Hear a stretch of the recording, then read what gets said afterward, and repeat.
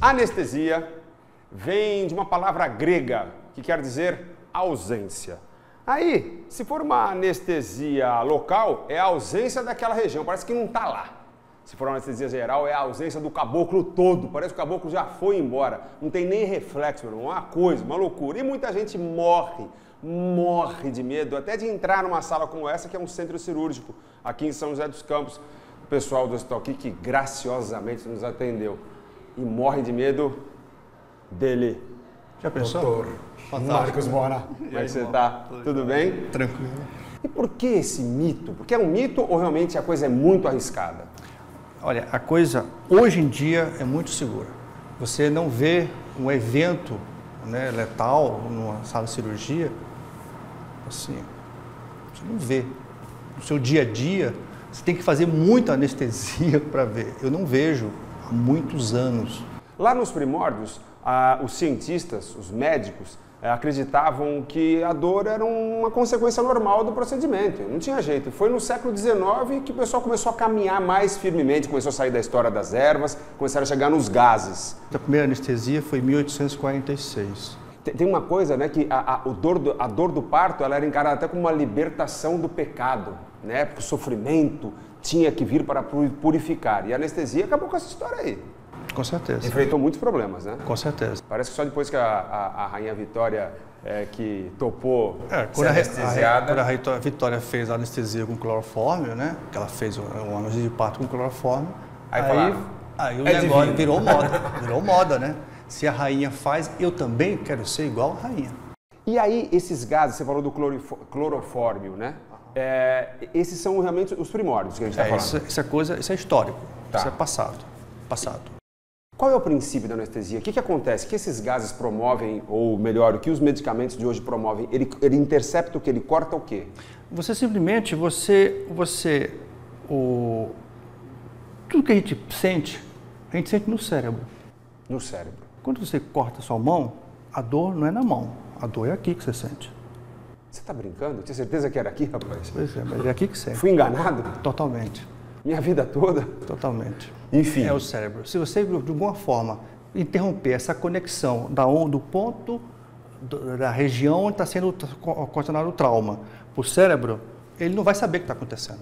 Que problemas aconteciam no passado que levaram a esses traumas? Todo mundo fala assim, eu ia fazer uma cirurgia, mas, a anestesia é geral, é local, não tem isso? Tem.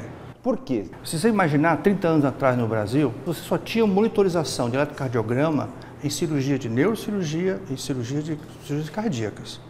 As outras cirurgias, o paciente não era monitorizado. Tinha muita intuição do profissional anestesiologista. Ele tinha uma intuição, ele olhava o paciente e percebia o paciente. Falava, esse cara está bem.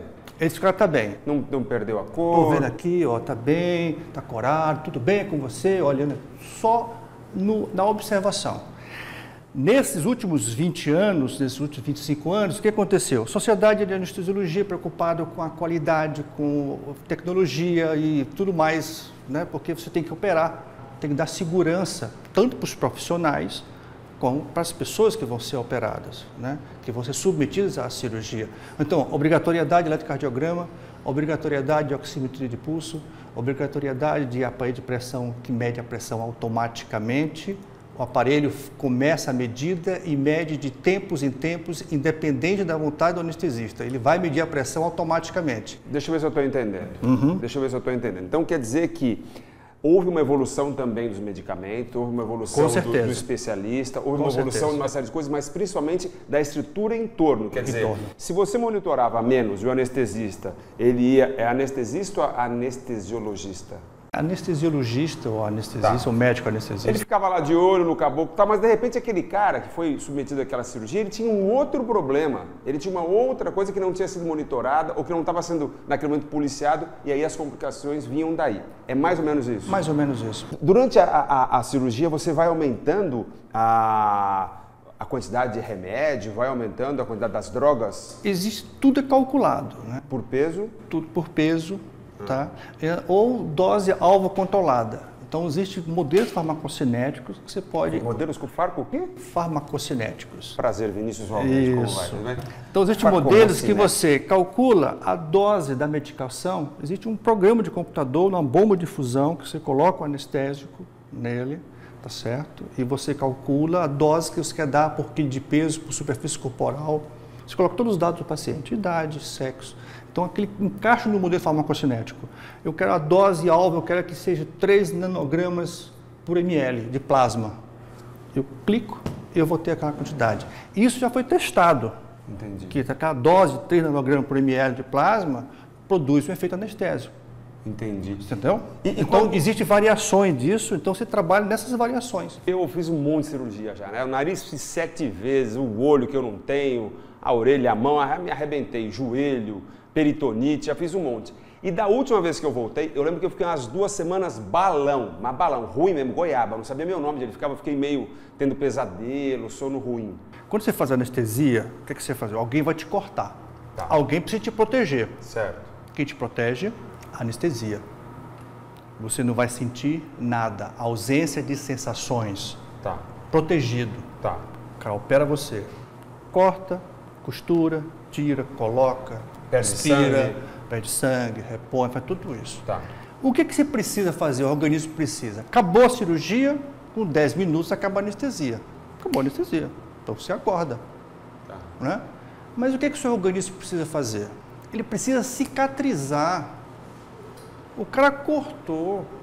Então você tem que pegar a tua reserva de energia, aquela que dá o pique, que dá a corrida, e você tem que usar essa bateria extra para cicatrizar, porque normalmente nós não fomos feitos para ser cortados e costurados, né? Então você precisa gastar energia. Então você fica dias lá meio paradão, por quê? Eu tô com minha bateria está fraca, eu estou gastando então para cicatrizar. Não tem a ver com droga? Não era um tipo de droga que se usava?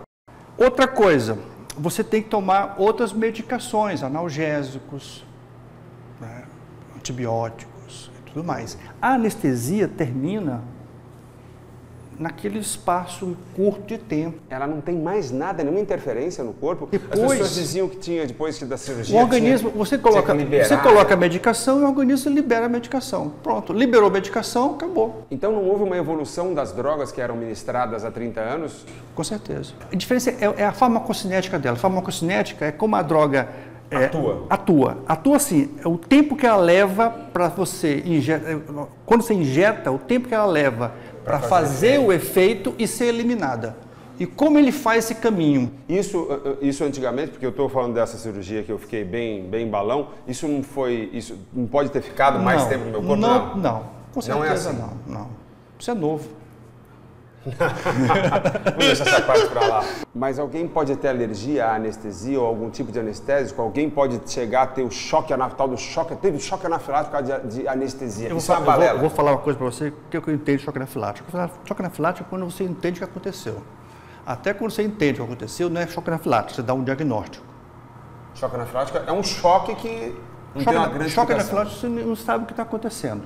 Quando você tem um diagnóstico, aí você diz, aconteceu isso, aquilo outro. Quer dizer, se você for ter um choque anafilático, melhor que seja num centro cirúrgico monitorado. Anestesiado. E eu vou, inclusive, agradecer você, primeiro por nos trazer aqui nesse centro cirúrgico, poder abrir o seu local de trabalho, que é bacana também as pessoas em casa verem e compreenderem um pouco mais como não há nada de monstruoso, não há nada de tão diferente, porque às vezes a gente tem a expressão, vai entrar no centro cirúrgico. É diferente, né? Porque quando você entra no centro cirúrgico, você entra olhando para o teto. Então, é uma visão muito própria, né? Deixa eu ver se eu reconheço, peraí. Vamos lá, vê se você lembra. Reconheço. Não, esse aqui eu nunca tive. Nesse aqui eu nunca tive. Essas luzes são mais modernas. São mais modernas. Bacana. São bacanas. Muito excelente. É um bom centro cirúrgico. Então aproveita, eu estou fazendo uma lipoaspiração, doutor. Eu tô meio gordinho. Chama lá a doutora Rosa Cará, por favor. E toca o pau. Tô confiante agora. Estou confiante agora vai fazer, né? Obrigado. Doutor Marcos Bona veio lá do Piauí, passou por Ribeirão Preto, veio parar em São José dos Campos graças ao amor. Que bonito isso, hein? Aí tá anestesiando todo mundo. Fiquem com Deus, até o nosso próximo encontro. Obrigado. O doutor aplicou um negócio em mim. Não sei o que está acontecendo comigo.